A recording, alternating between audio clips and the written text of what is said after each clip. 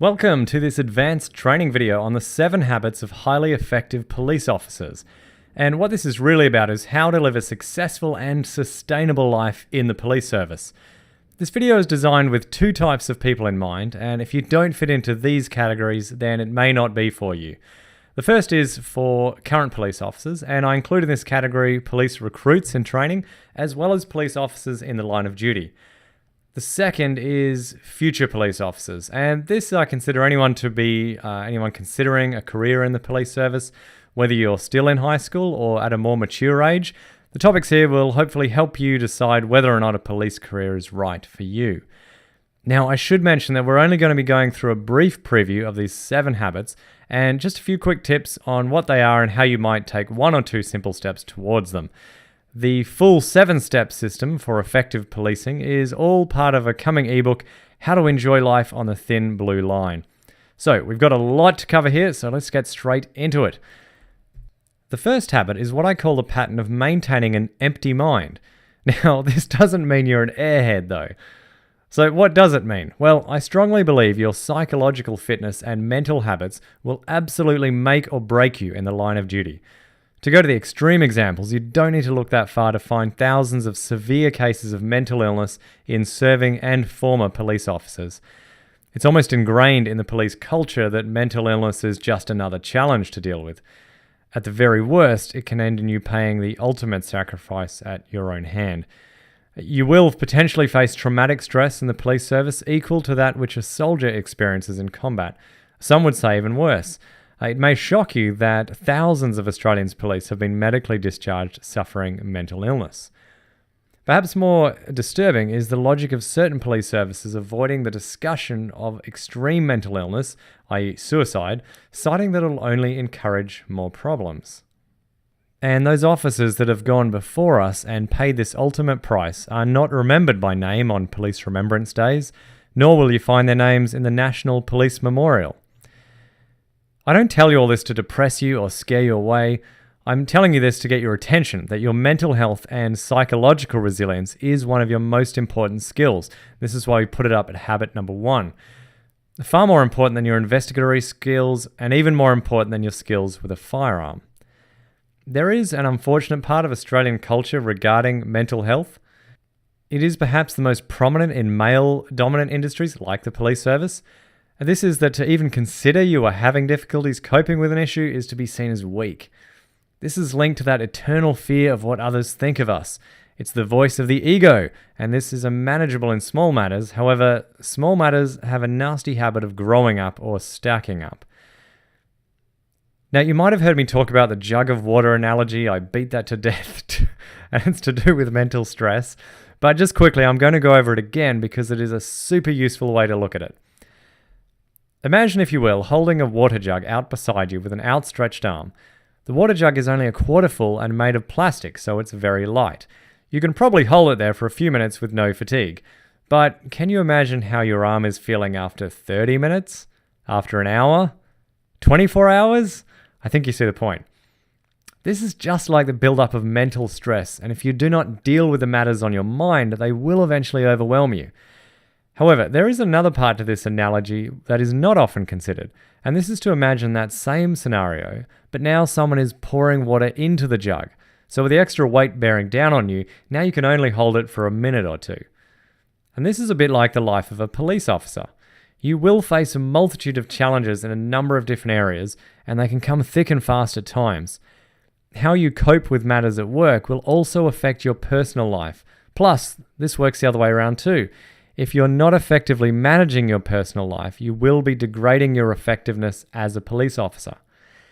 This is why I want to help you develop a system of successfully managing this critical aspect of your life. So, how does it work? Well, I believe there are habitual patterns you follow when you face a challenge. These are extremely typical, the same regardless of the type of challenge. Here are a few examples that may come up as a police officer.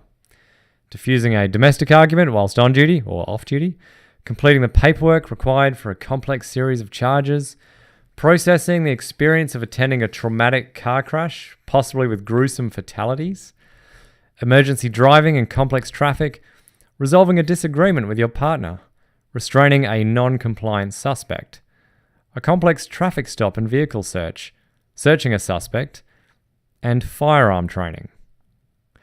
As you can imagine, or may know from personal experience, these are wildly different in scope, and they only begin to scratch the surface of potential challenges. It is also important to note that many of you reading this will react differently to the above list. I don't know if some of you might be stunned that completing paperwork could be considered a challenge, or any of the other items on the list. On the other hand, you might completely agree that some of these challenges listed are extremely stressful to you. The point is that you're going to face challenge. What I'm not going to do is give you specific strategies for dealing with individual circumstances.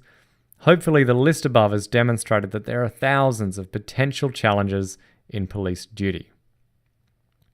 So we talk about a different state of mind, this empty mind. And if you've watched some of my other training videos, you will have heard me talk about my skydiving experiences and how that really helped me shape this concept of applying empty mind focus to my role as a police officer.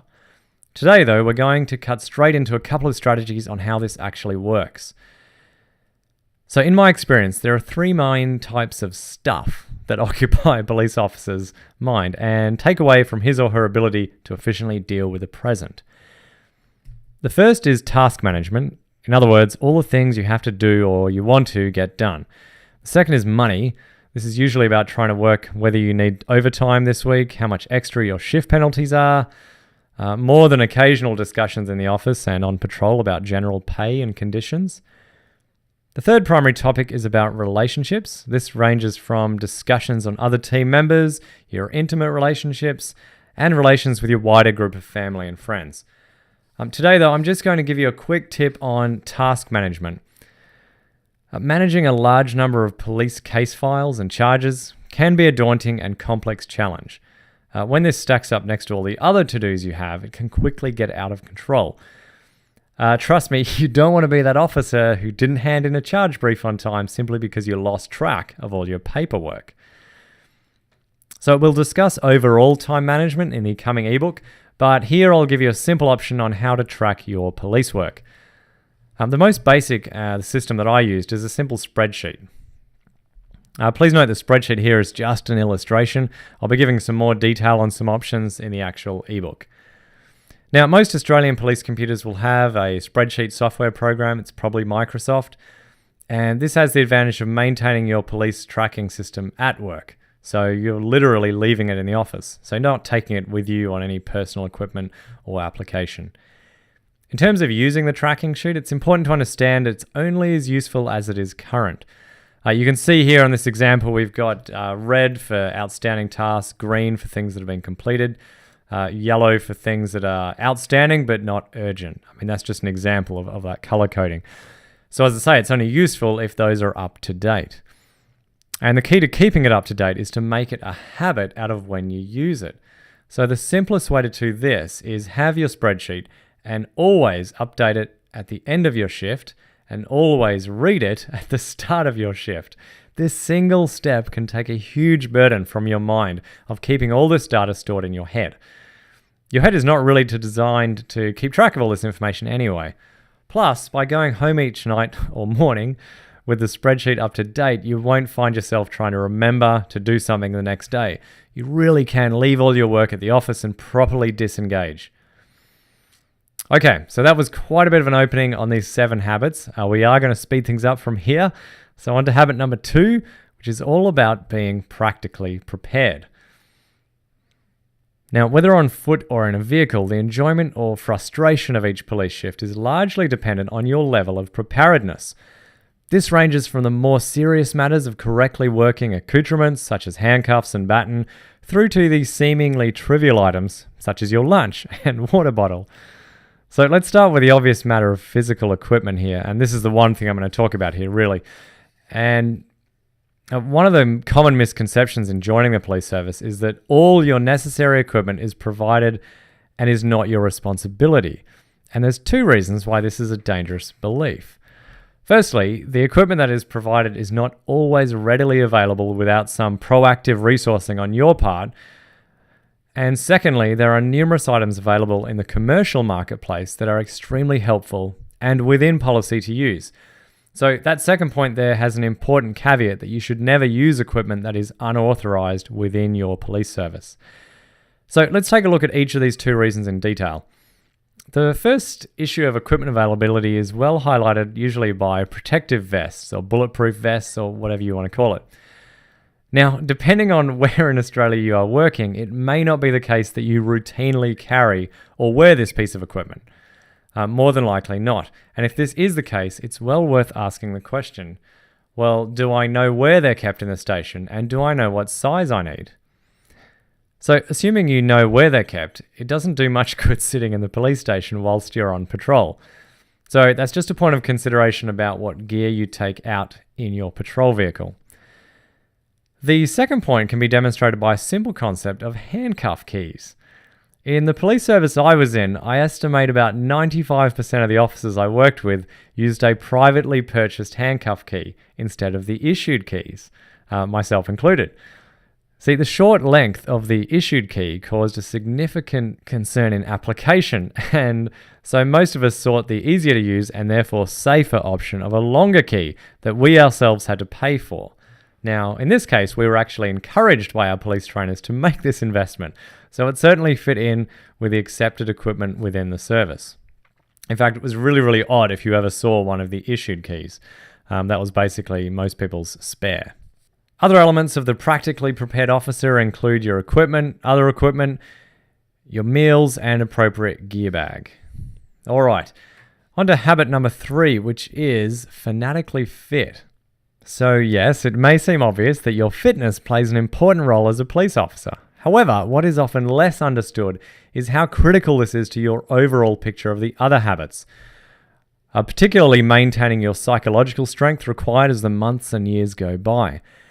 And the key here really is about habit. You've likely met those energetic types who seem refreshed and ready to go despite numerous hardships and challenges in the preceding hours and days. What these people likely have is an ingrained priority to look after themselves in nutrition and physical exercise on a daily basis. So even when it's hard, they're still out there training to their schedule and making the effort to eat good food. So today I've just got a few quick tips to help you out in this regard. Firstly, I'd like you to understand there are basically 3 elements to maintaining your physical health: food choices, exercise routines, and your sleep. Now, this is a little oversimplified as I'm skipping a big one here, the psychological element, but if you need somewhere basic to start, this can help you look at 3 simple categories and make improvements where you can. So I'll just give you one actionable tip for each of these today. Firstly, regarding food choices, is to understand that you cannot undo or simply rebalance a food choice by exercising it away.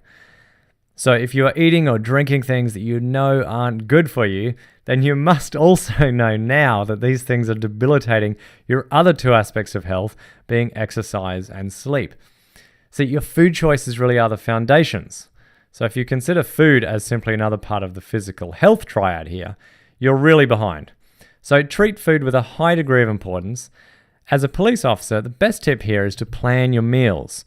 Spend a few minutes a day to prepare or plan what you're going to eat, and then you won't be tempted to eat garbage when everybody else is, or there's just nothing else on hand because you didn't prepare. This is one little change I made very early on, and it changed my life. As I mentioned, it absolutely built the foundations for successful exercise and sleep patterns. As for exercise, the single tip I have is just find something you enjoy. And if you haven't found that yet, then keep looking and don't settle for whatever other people do or what they tell you to do. If you can find something you like, then you will do it without effort. You'll literally be pulled to do it. Finally, as for sleep, my point here, my tip for the day is get ready for shift work. And what this means is start preparing your sleep environment for daytime sleeping. And this can be as simple as investing in some decent blackout curtains, so you can give yourself a dark environment for quality sleep. Again, I'll talk more on this in the full 7-step system for the effective police officer. Okay, I'm going to give you the last 4 tips quite quickly here so we can wrap this up for you. Number 4 is that effective police officers are family friendly. This basically means they give real thought to how their career and their family connect. Understanding how and why you connect with people most important in your life will empower you to stay focused when at work and also being appropriately disengaged when away from work. The one simple tip in this area is to take some time to think each week on how you can develop and grow your family connections. Taking this to at least a weekly idea will transform your family life and prevent them slipping away under the weight of a police career, which is something that we see happen far too often. Habit 5 is that effective police officers are smart scheduled. This ties into all the other habits in terms of allocating fixed times to make them happen. This also gives you great visibility on where you're spending your life when at work and when away from work. So it's not just about plugging in your shifts. My tip here for you in brief is to get your life into a calendar. Doesn't matter what you use, but you've absolutely got to get your life out of your head and onto paper, or electronic paper, so to speak. I use Google Calendar, and during shift work, we'll even program the sleep periods. This really helps tie into the previous point on family life, as this way my family knows exactly what demands I have going on with a quick look at the calendar. Your calendar is as much about considering others as yourself, which leads on to habit number 6, empathy. Now, if you've done the Police Academy Blueprint course, you'll remember how important this aspect is to being an effective police officer. Empathy basically means considering someone else's perspective. It's not about feeling sorry for people, but rather about genuinely taking time to understand their circumstance, point of view, and why they've taken certain actions. My simple tip for you today on this one topic is that if you ever find yourself being judgmental of anyone, whether it be a suspect, victim, offender, even a fellow officer, catch yourself at that point, stop and ask yourself, do I really understand their situation and their motivations? Now, most of the time you will still reserve your judgment, as you were, but this question may help you separate it from you and not make it so personal, because you'll usually realize it's nothing to do with you, it's more about them. And the final habit of the effective police officer is that he or she is self-educated. So what does this one mean? Well, this is really about understanding the limitations of your police academy and internal course training. Now, there's nothing wrong with these training courses, but you need to understand there's always more to learn. And you'll learn from other officers, you'll learn from talking to perceived victims, offenders, anyone you come into contact with. And if you keep an open mind, you'll be astonished where some of your greatest lessons will come from. The day you decide that you know enough, in my opinion, is the day you should be handing in your badge. Never stop learning. However, my one tip here is actually a word of caution, as I know that if you're still watching this video, you're someone who won't settle for the minimum levels of knowledge. But when you're looking at training like this video or anything else you come across, always treat it with a healthy degree of caution. And what I mean here is that you need to discuss it with other officers, consider it in light of previous experiences, and don't blindly apply anything you read or hear. Always remember that your formal police training takes priority at work, and additional learning should supplement and not replace the formal lessons. So thank you again for taking time out of your day to consider these habits. As I mentioned a few times, this is just scratching the surface of the 7-step system for the effective police officer. And there'll be more information coming soon on this element of the ebook, How to Enjoy Life on the Thin Blue Line. This is John Ashburton, and for those of you still in the stages of police applications and testings, keep up your preparations, visualize your success, and make it happen.